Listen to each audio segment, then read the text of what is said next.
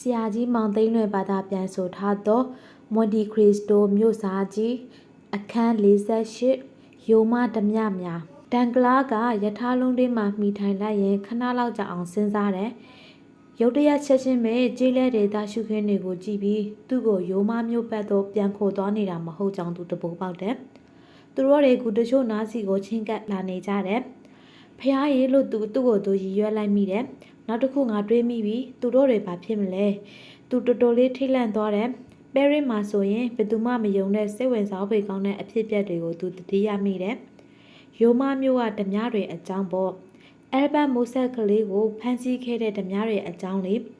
သူတို့ဓမြတွေဖြစ်ကောင်းဖြစ်မယ်လို့သူကရည်ရွယ်ပြောဆိုမိတယ်အဲ့ဒီအချိန်မှာပဲညာဖက်ကမြင်းစည်းလာတဲ့လူကတခုခုပြောလိုက်တော့ယထာလုံးကရက်သွားတယ်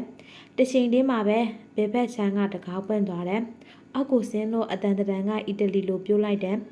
ဒန်ကလာကခက်မြက်မြန်ပဲဆင်းလိုက်တယ်သူကအီတလီစကားမပြောတတ်ပေမဲ့သူကအဲ့ဒီစကားကိုကောင်းကောင်းနားလေတဲ့ပုံပေါ်တယ်များစွာသောမြေအောက်လမ်းတွေအတိုင်းအဲ့ဒီလူတွေကသူ့ကိုဂူရဲစီတော့ခိုလာခဲ့တယ်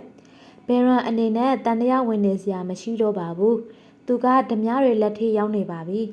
အချင်းအနည်းငယ်ကြတော့ကျင်းမြောင်းတဲ့လမ်းကလေးကကိုကြီးတစ်ခုတည်းတော့ရောက်သွားတယ်အဝင်ဝမှာကင်းသမားတစ်ယောက်ကသူတို့ကိုတားလိုက်တယ်ဒါပေမဲ့သူတို့ဘသူတွေလဲဆိုတာသိသွားတဲ့အခါမှာတော့ဖြတ်သားခွင့်ပြုလိုက်တယ်ဒန်ကလာကိုဓမြတွေရဲ့အကြီးအကဲထံခေါ်သွားတယ်သူကစာအုပ်အကိုဖတ်ရင်ကူထဲမှာထိုင်နေတယ်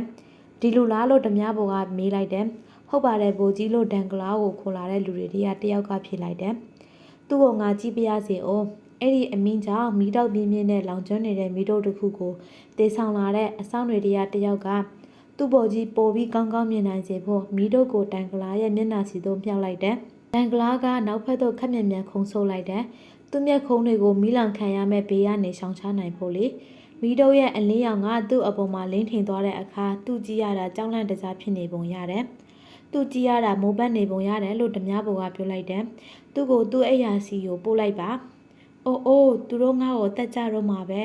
ငါအိယာဆိုတာတင်းချမ်းမြေပုံတစ်ခုဖြစ်လိမ့်မယ်ငါကျင်းသေးပြိုးရည်တယ်လို့ဒန်ကလာကတွေးနေမိတယ်ထပ်ပို့ပြီးကျင်းမြောင်းတဲ့ဇင်းကြံလန်းတွေကနေသူ့ကိုခေါ်သွားတယ်ပြီးတော့မတ်ဆောက်တဲ့လေကားထိပ်တချို့ကနေအပေါ်ကိုတက်ရတယ်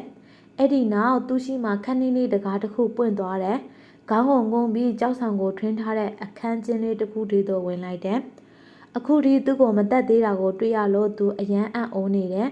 ်ဘာကြောင့်ဆိုအခန်းတောင်းမှာတစ်ရွက်တွေစိတ်တရေတွေနဲ့ပြုတ်လုထားတဲ့အိယာတစ်ခုရှိနေတယ်ဒီတော့အဲ့ဒီအပေါ်မှာသူလေးလျောက်နိုင်တာပေါ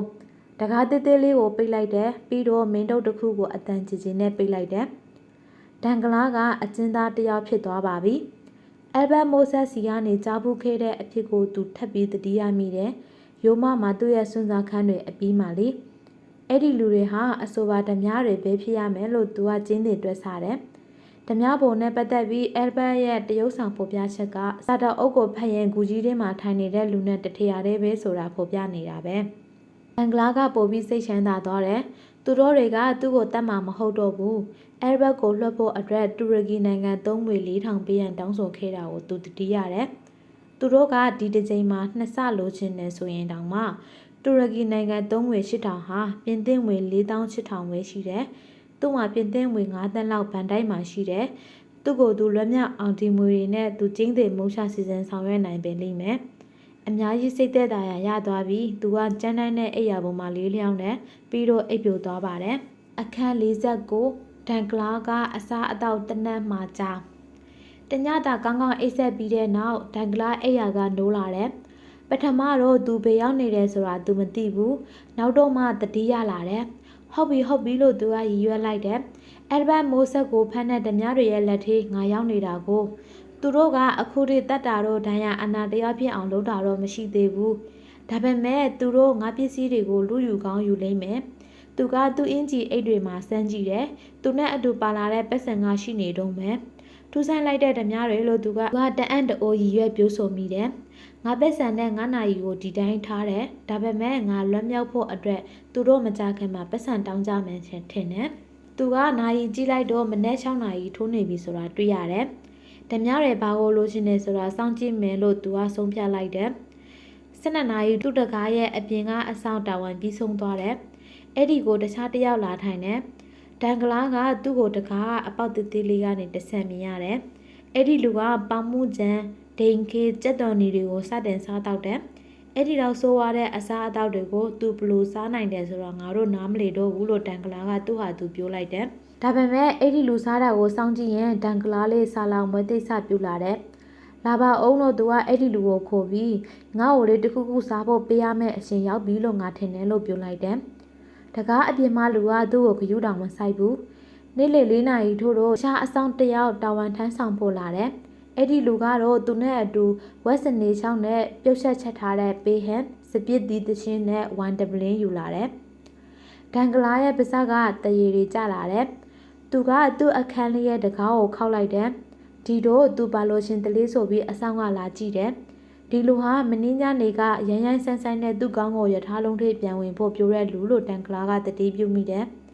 ဒါပေမဲ့ဒီအရှင်ဟာရန်ဖြစ်ရမယ့်အရှင်မဟုတ်ဘူးလို့သူကဆုံးဖြတ်လိုက်တယ်။အကြောင်းသူကနှစ်လို့ဖွေအပြုံးလေးနဲ့ရင်ရင်ကြည်ကြည်မေးလိုက်တယ်။တစိမ့်လောက်ကျေးဇူးပြုပြီးတော့ဗျာကျွန်တော်ကိုညစာလေးများမပေးတော့ဘူးလား။အရှင်ဆာလောင်လာပါပြီလားလို့အဆောင်ကမေးလိုက်တယ်။ဆာလောင်လာပြီလားတဲ့။ကောင်းပါလေငါဖြင့်ဘာမှမစားရတာ24 နာရီတောင်ရှိပြီလို့တန်ကလာကတီတိုရည်ရွယ်ပြောဆိုလိုက်တယ်။ဒါပေမဲ့အတန်ကျင်ကျင်နဲ့ပြုတ်လိုက်တာကတော့ဟုတ်ကဲ့ကျွန်တော်တိတ်ဆနေပါပြီခင်ဗျာ။ဒီလိုဆိုရင်အရှင်စားတော့ရှင်ပါပြီလားဟုတ်ကဲ့ခက်မြက်မြက်လေးဖြစ်နိုင်ရင်ပို့ခမညာရပါတယ်အရှင်ဒီမှာကတော့အရှင်ပတ်စံပေးနိုင်သမျှကာလပတ်လုံးဘာမဆိုလို့ရှင်တာရနိုင်ပါတယ်ဒါကတော့ရိုးသားတဲ့လူတွေကြားကဒလိထုံးစံပို့ဗျာတကယ်တော့ခမ ्या ကိုဖမ်းဆီးပြီးအချင်းချထားတဲ့ဆိုရင်အနည်းဆုံးတော့သူတို့ရဲ့အချင်းသားတွေကိုထမင်းတို့ကျွေးတင်ပါတယ်လို့တန်ကလာကပြောလိုက်တယ်အရှင်ဒီမှာကဒီဒလိထုံးစံမဟုတ်ဘူးလို့အဆောင်ကပြောလိုက်တယ်ဒါကညံ့ပြင်းတဲ့အကြောင်းပြချက်တရက်ပဲလို့တန်ကလာကပြောလိုက်တယ်။ဒါပေမဲ့ကျွန်တော်စီကိုစားစရာတစ်ခုခုတော့ယူခဲ့ပါ။အရှင်ပါဝန်များကျက်နှစ်တက်တော်မူပါတလေ။ဒီအမှားလေးများပေးရုံပဲပေးပါခင်ဗျာ။ဒီလိုဆိုရင်ဒီမှာမီးဖိုတွေနဲ့ထမင်းချက်တွေရှိသလား။ဟုတ်ကဲ့အလွန်ကောင်းတာတွေကိုရှိပါတယ်။အော်ဒီလိုဆိုရင်ပေးရင်းမျိုးအတိုင်းပါပဲလားလို့တန်ကလာကရည်ရွယ်ပြောဆိုမိတယ်။အဲ့ဒီနောက်သူကအဆောင်ကိုပြောလိုက်တယ်။သိကောင်းပါတယ်ဒီလိုဆိုရင်ကျွန်တော်အတွက်ကြက်ကင်တကောင်ယူလာခဲ့ပါအဆောင်တွေကလှိပ်ပြီးအိုပြိုးလိုက်တယ်ကြက်ကင်တကောင်ဟေးအရှင်အတွက်တခဏအတွင်းမှာကြက်ကင်တကောင်ကိုငွေပကံပေါ်တင်ယူဆောင်လာရင်လူငယ်လေးတယောက်ပိုပေါက်လာတယ်ဒီမှာပါအရှင်ကြက်ကင်ကိုယူအခန်းတရစပွေးပေါ်မှာတင်ထားရင်အဆောင်ကပြိုလိုက်တယ်တန်ကလာကဓာတ်တချောင်းနဲ့ခရင်ကိုတောင်းတယ်ဒီမှာပါအရှင်လို့အဲ့ဓာတွေကိုပေးရင်အဆောင်ကပြိုလိုက်တယ်တန်ကလာကလက်တစ်ဖက်နဲ့ဓာတ်ကိုယူလိုက်ပြီးတခြားတစ်ဖက်ကခရင်ကိုယူလိုက်တယ်ပြီးတော့ကြက်ကင်ကိုလှီးတော့မဲ့စစ်စစ်မှာခွလက်ပါအရှင်လို့အဆောင်ကပြောလိုက်တယ်ဒီမှာရှိတဲ့လူတွေဟာသူတို့မစားတော့ခင်မှာပတ်စံအရင်ပေးကြရပါတယ်မဟုတ်ရင်သူတို့ကနောက်ပိုင်းမှာပေးရန်ညှင်းဆန်နိုင်ပါတယ်ဒါကတော့ပေရင်းနဲ့မတူတော့ပါလားဒါပေမဲ့ငါကသူတို့ကိုကောင်းကောင်းပေးမှာပါဒီမှာစက်သားစေးရတိတ်မကြီးနိုင်ပါဘူးလို့တန်ကလာကတွေးနေမိတယ်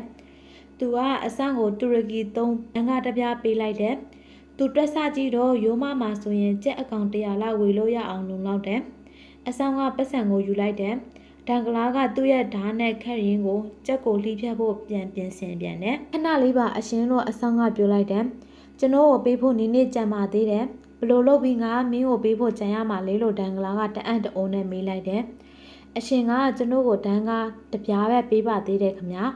ကျက်တကောင်အတွက်မွေတန်းကတပြားသေးတာပေးသေးတယ်အဲ့ဒါကလိုအပ်တာထက်တောင်ပိုတယ်မဟုတ်ဘူးလားမဟုတ်ပါဘူးအရှင်ကကျွန်တော်ကိုတူရကီတန်းက16666ပေးရန်ရှိပါသေးတယ်ဒီပြက်လုံးကြီးကိုကြားရတော့ဒန်ကလာမျက်လုံးပြူသွားတယ်